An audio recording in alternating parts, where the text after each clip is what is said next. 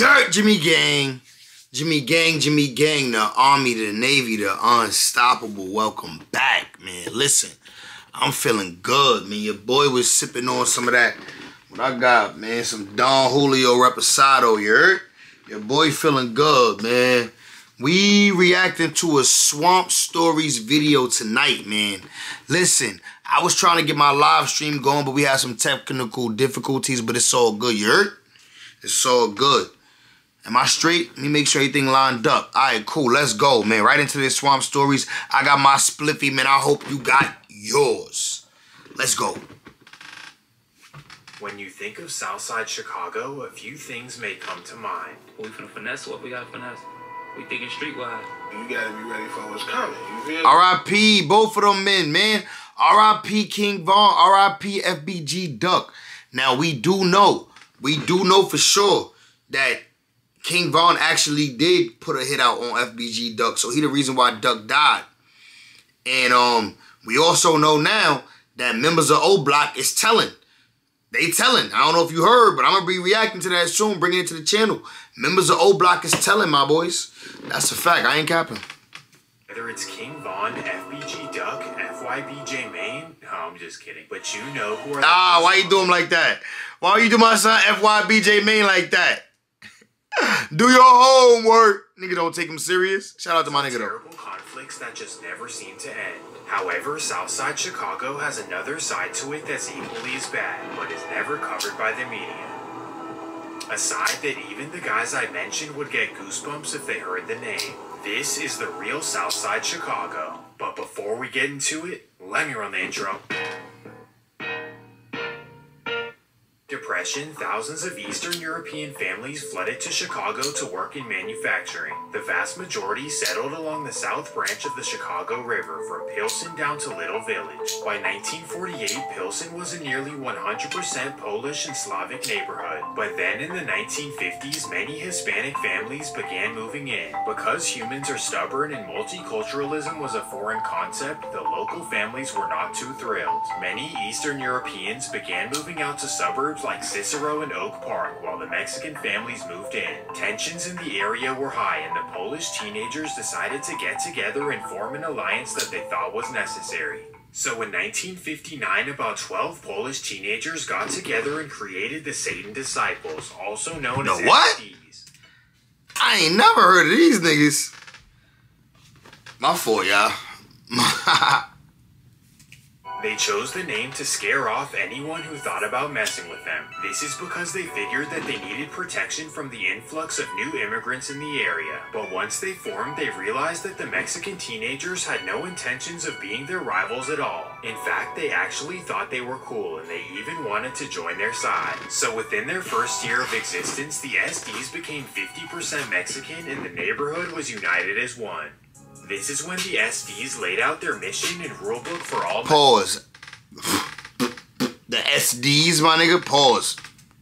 Their number one rule was obviously no snitching, but who cares? But their second rule was one that's very unique. Satan Disciples members were encouraged to get jobs, open businesses, and to be productive citizens. Whether that was opening a restaurant, working in a plant, or becoming a firefighter. As long as you weren't the police, these were all respected positions for SD members. Essentially, the SDs existed as a brotherhood of Pilsen residents protecting each other from the wild streets of Chicago. But as you would expect, this came with a cost. Members owed a portion of their salary to the highest ranking member, who's known as the King. The King was elected by committee, and it was generally understood that he needed to be rational and to keep members in check. Because of their structure, things were pretty smooth and peaceful early on for the SDs. However, then came the year 1964, when new rivals came knocking. Across the train tracks from Pilsen was territory of the infamous Latin King. Unlike the SDs, the Kings were on offense, always trying to take over new territory. They'd come to a neighborhood. Let me know if I'm wrong, but I think the Latin Kings might have started in Chicago. I think their history run back to Chicago. I could be wrong. Let me know.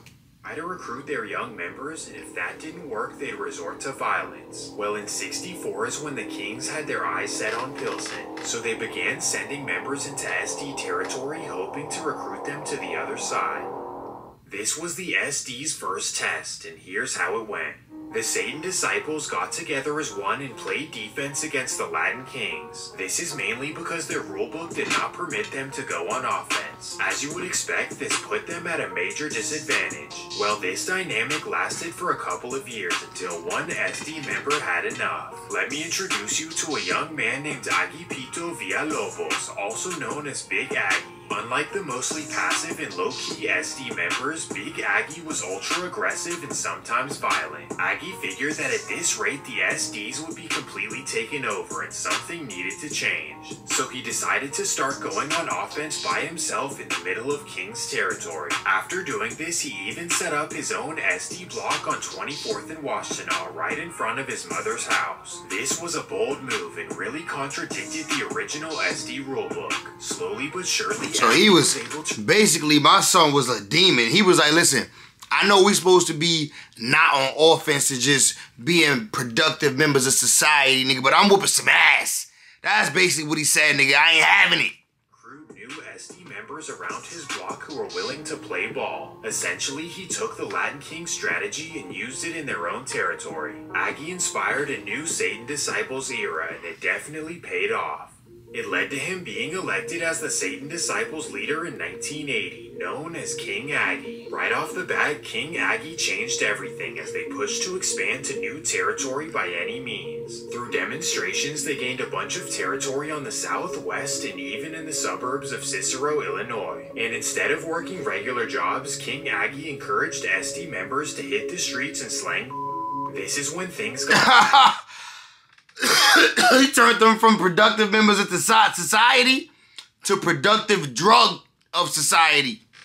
Pilsen and the SDs were slowly taking over the city. But then came October of 1983 when everything came to a halt. This is when King Aggie caught a robbery charge, which was already his second strike. As a result, he was sentenced to 12 years in Illinois State Prison. Well, unlike the Mexican Mafia, for example, the SDs did not believe in leadership from behind bars. So after he went down, the Satan Disciples needed a new leader. At this time, many of the original members were not too thrilled about the direction of the gang. Members were losing their lives left and right, and the rulebook was no longer being followed. So to change their direction, the Satan Disciples elected a polar opposite leader. This would be a young member named Danny Valencia, also known as Gizmo. Gizmo was a Pilsen native who hated the way his neighborhood had become. He wanted to bring the...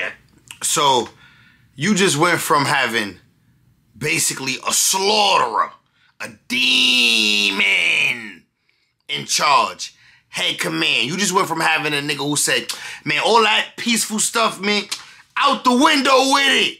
Nah, we cutting heads off. You went from having a nigga who said that to basically some peaceful, loving ass nigga.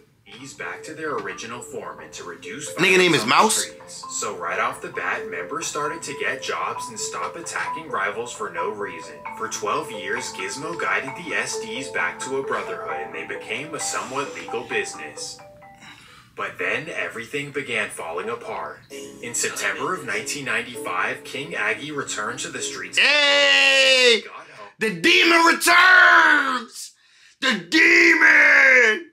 This story about to turn up now. Let's go. He expected everyone to revere him like the old days. However, this was not the response he got. Time had passed and this new generation was ultra loyal to Gizmo. Well, regardless, by the book, 12 years later, nigga, was supposed to resume his position as the leader. So Aggie returned as the king and Gizmo was now his second in command. Well, during the first couple of months, King Aggie realized that he couldn't tell everyone what to do. And even worse, he realized that the young members were still only listening to Gizmo. As you would expect, this made him upset, so he decided to call an SD meeting. November 1st, 1995. SD members meet up at King Aggie's house on West 24th. At 6 p.m., about 15 members arrive at his house and they all sit around his dining room table. They discuss what's going on and why there's a major disconnect. During the meeting, a member blurts out that they're all upset that he's using their tax money to fund activities they don't approve of, aka... Yo! Niggas said you using our tax money to do things we don't approve of. Like, these niggas is really upstanding members of society, which that's a good thing. But how the hell y'all niggas is gang members? How y'all niggas is gang members and y'all like over here talking about tax dollars? Like, that's crazy. spending money on sliding on the Latin Kings rather than helping out SD members. King Aggie brushes off the comment until the member gets frustrated. So the member stands up and yells that if he doesn't change, they're gonna vote him out and re-elect King Gizmo. Silence overtakes the room.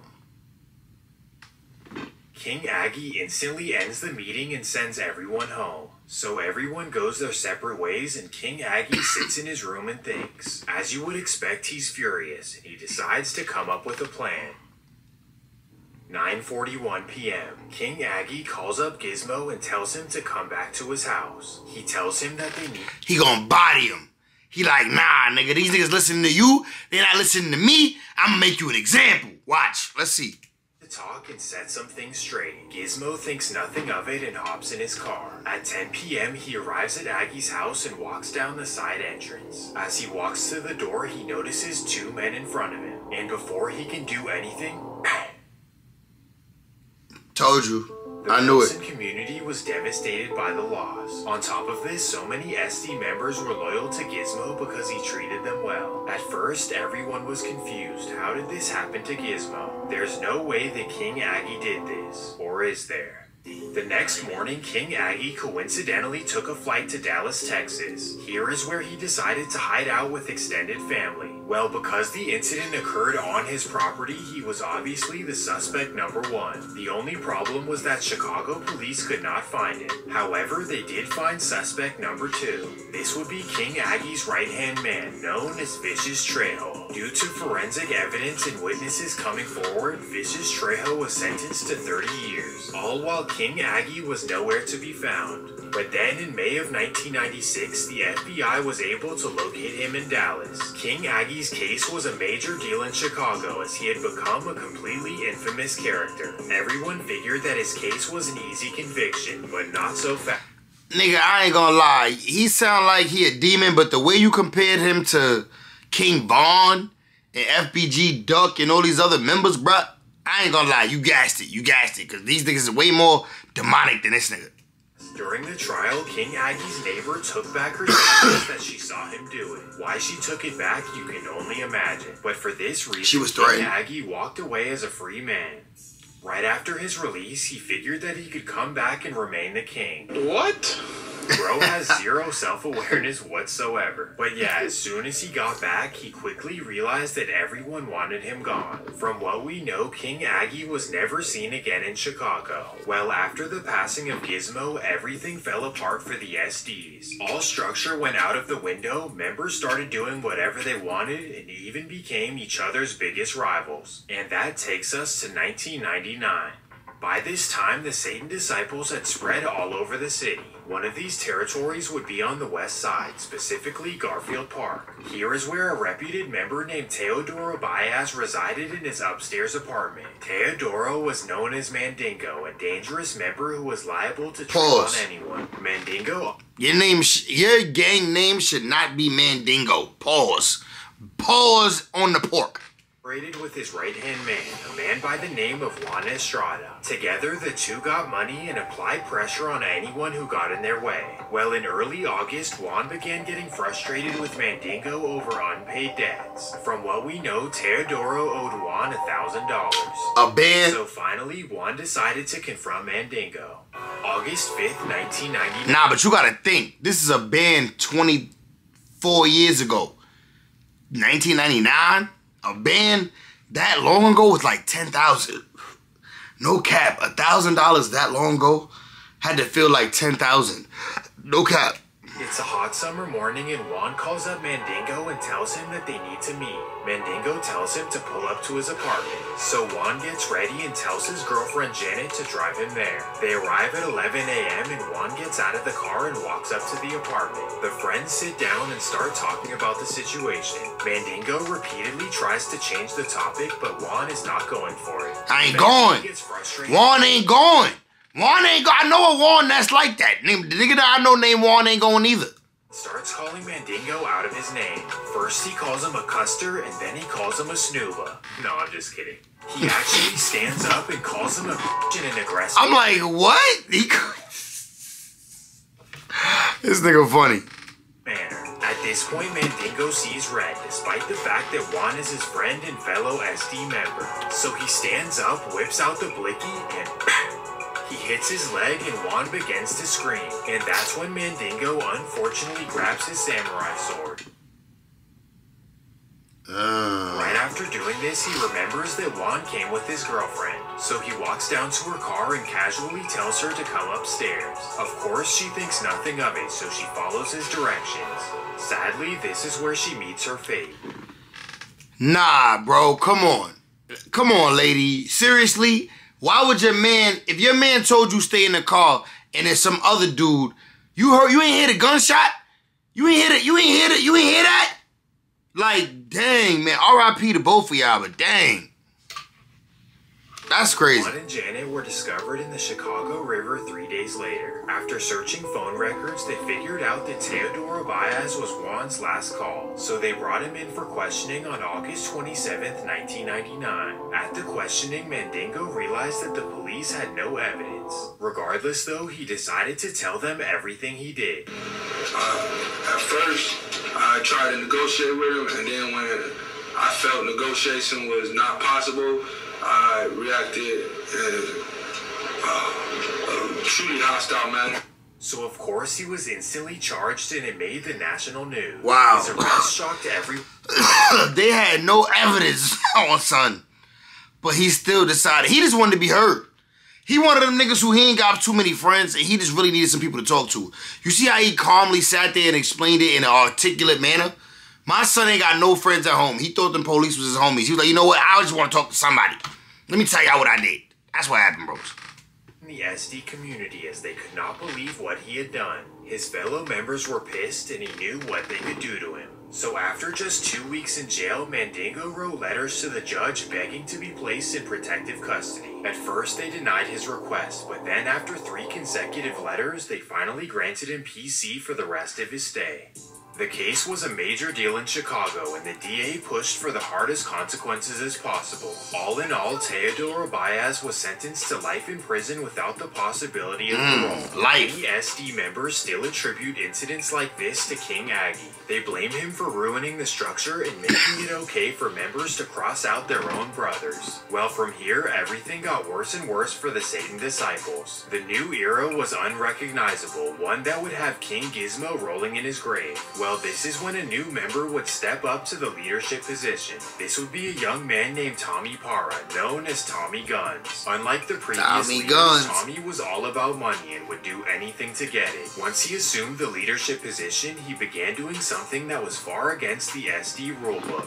He began doing business with the gangster disciples, specifically the Rockwell Guard. He started rocking with the GDs? They don't let the GDs in the dough? Is that what happened? SD members were supposed to keep money in-house and expand from within, but Tommy knew that teamwork makes the dream work, so he decided to violate the rulebook. In 2001, Tommy and his trusted associates began getting money with the GDs and Rockwell Gardens. In 1 year, they ran up more money than any member in Satan Disciples history. But it would also become Tommy's biggest downfall.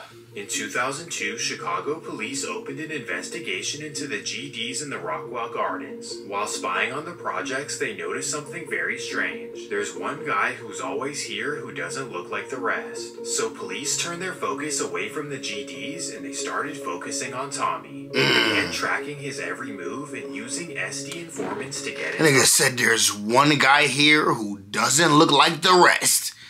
If that ain't profiling my nigga, yeah, they like, nah, he gotta be the big homie. Like, why he the only white nigga out here? And after investigating, Tommy and 2 associates were arrested. Now listen to this. After his arrest, police discovered that Tommy's father was actually a Chicago police captain. This was against the SD rules, but it was also eye-opening to Chicago police. Either way, they didn't look into his father, and Tommy was sentenced to 25 years. Yes, you heard that correctly. 25 years, and he didn't even hurt a soul. At this point, this was back-to-back leaders who had broken major rules, so why should members follow anything they say? Sadly, this mentality led to the Satan disciples making terrible decisions. September Like 6, what? 2010. It's a Sunday evening on 24th and Washtenaw, the 1 SD block in Little Village. On this afternoon, a member named Louise Patton is hanging out on the block. That's when a car full of 2 women double parks on 24th. Luis gets suspicious that they're Latin kings, so he walks up to the car. He asks them if they're Latin kings, to which they respond, "No, we're girls," and they start giggling. Nigga walk up to the car and ask them, "Are y'all Latin kings?" And they said, "No, we're girls." Like, nigga, get the fuck out of here. Nigga, we females, stupid. Leave us alone, dickhead. Unfortunately, takes this as disrespect. What? The nigga took that as disrespect. They really are girls. They laughed at you because you stupid. Nigga open fire. That's crazy. The incident sparked R.I.P. major outrage in the community, and rightfully so. However, Louise Patton would not be arrested for 3 more years. In the meantime, even his own side was disappointed in what he had done. Specifically, a member named Robert Vela was extremely disappointed. Robert was one of the original members on 24th, known as Bobby D. At this point, Bobby had moved to the South Chicago suburb of Midlothian, where he raised his family. However, when he heard about the incident, he decided to go back to his original block to straighten things out. And that takes us to October 30th, 2010. Bobby arrives at 7 p.m. and he posts up on the block with some younger members. As he's talking to the members, a man is creeping up from behind the buildings. And that's when the man walks behind Bobby. R.I.P. This was a huge deal in the SD community, and a lot of members were pissed. Chicago police knew that this could spark a major retaliation for whoever had done this. They figured that this was revenge from the Latin Kings for the September 6th incident. But after talking to Latin Kings members, they realized that this was not the case. Now, I ain't gonna lie. This, even though it's different members from this SD gang, pause on the SD. Like, I mean, then again, I got an SD card. But that's not as paused as your gang being called SD. But, nigga, but then again, that would mean BD is wild pause too. BD will be wild pause too, if we thinking like that. But, what I'm saying is, bro, it been mad bodies within this goddamn SD gang. Instead, they started looking into the SDs. Maybe this was an inside job. And what do you know? SD informants told police that it was a fellow SD member from 24th. Snitching on the homies. The case is sealed. We don't know exactly who it was.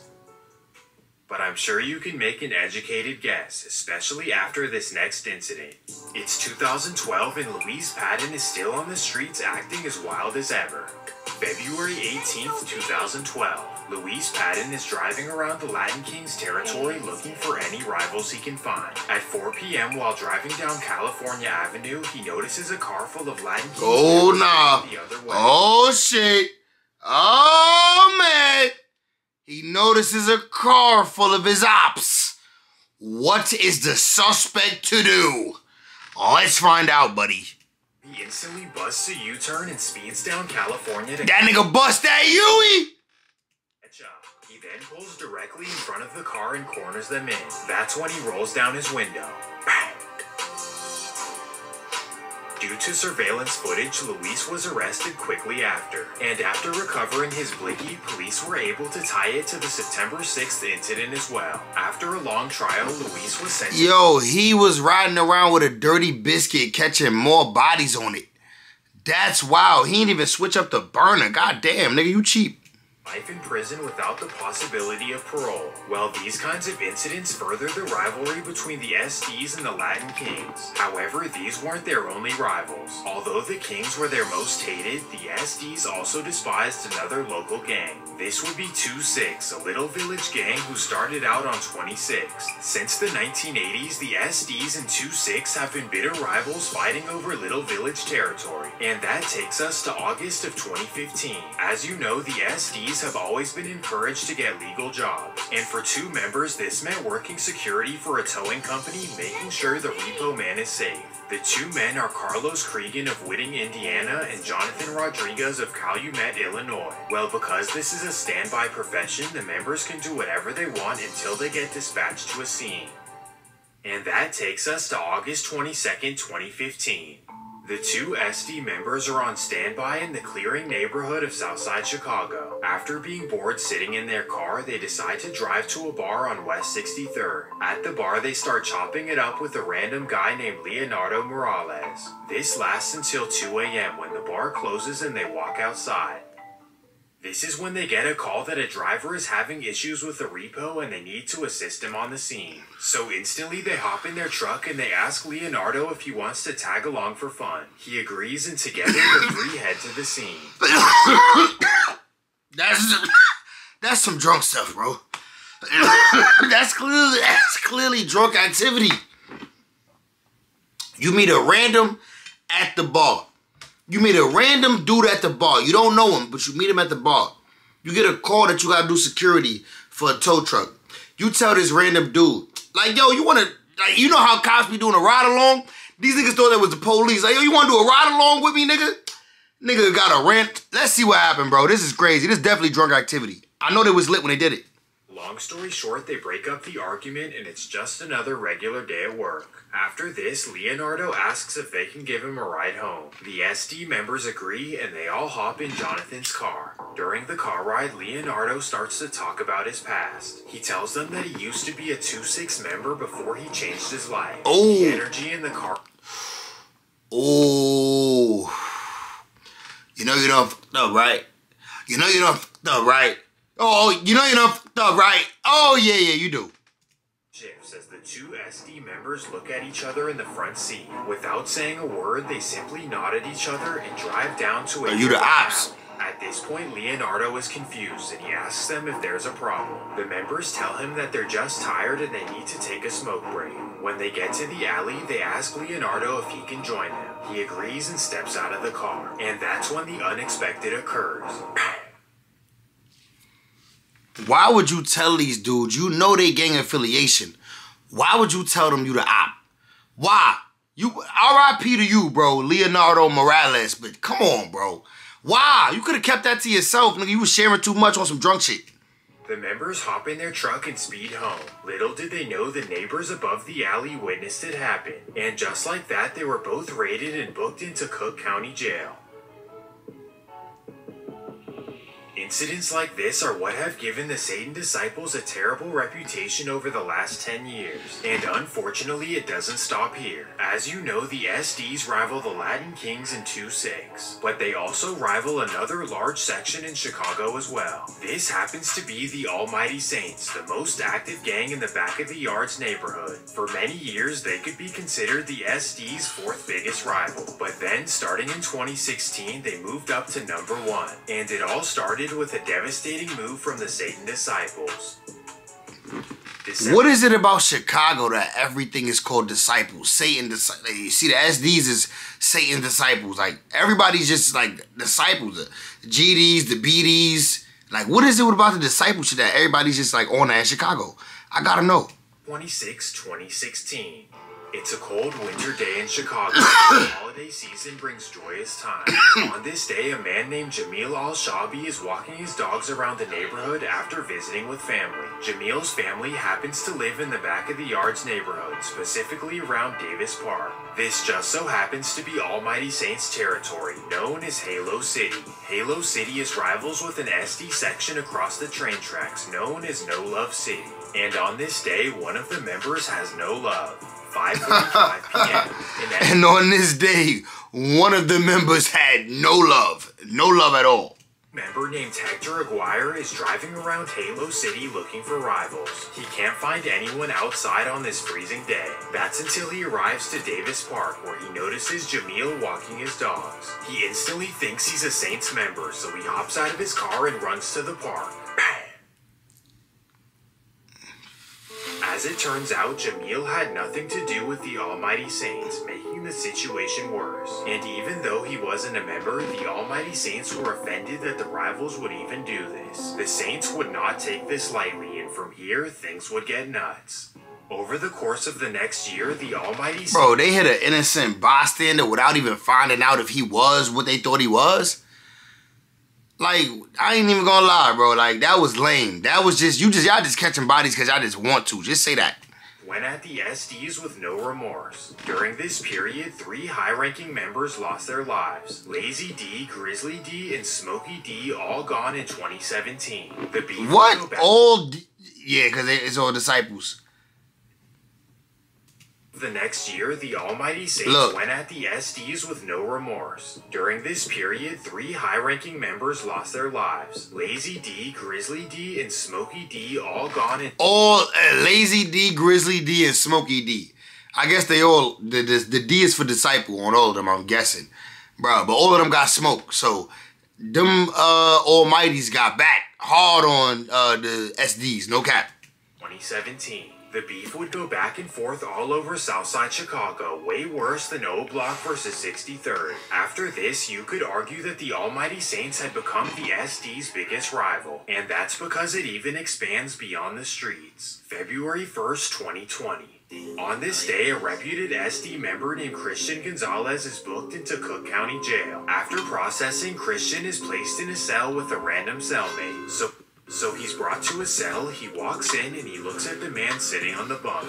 Instantly, they both freeze. That's because his cellmate happens to be a reputed Saints member named Pedro Ruiz. If you're familiar with jail, you know that this is never supposed to happen. Rival members can never be in the same cell. Regardless, once they're locked in, there's no going back.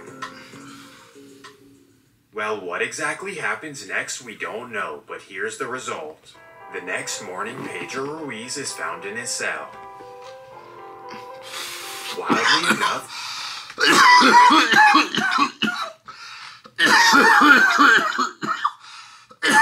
God damn. The nigga bodied him on sight. He bodied him on sight. God damn. Christian Gonzalez had nothing but a soap bar. I'll spare you the details, but this was alarming for Cook County Jail. The negligence of the workers to let this occur is beyond me. And sadly, this is just the common reality of Chicago, one of America's most dysfunctional cities. On paper, the Satan Disciples are one of the most dangerous crews in Chicago, but you just never hear them in the media. This is despite the fact that they have... Nah, I ain't gonna lie. Remember in the beginning, I said, nah, they ain't got nothing on King Von and FBG Duck. I ain't gonna lie, I capped. They body count was at like 11. Like, whoo, goddamn. Haunted rappers. Starting around 2018, a small section between 50th and 51st gained some relevance. This is due to a talented rapper named 050 Shooter, who's way better than I expected. And by his side was a rapper named Lil Igby, who unfortunately lost his life to the Latin Kings. 050 Shooter can often be seen on Instagram Live dissing the rivals and talking his shit. Guys like him are the perfect example of why the Satan Disciples are the real EBK of Chicago. They don't get along with anyone and should definitely be avoided at all costs. Wow, sheesh, man. Shout out to Swamp Stories for this video. That was dope. Wow, bro. I ain't gonna lie, I never heard of these dudes before, but they was definitely putting in work. I ain't gonna lie. I see what he mean. Respect to them boys. I started the video of like, nah, they not like, nah, they are. They like that. Chicago be wildin'. Somebody tell me why every gang in Chicago got disciples at the end of it. I want to know. Inquiring minds want to know. I'm from New York, bro. I'm in the Bronx. I'm trying to figure it out. Jimmy Gang, I'm going, though. I see y'all in the next one, my boys.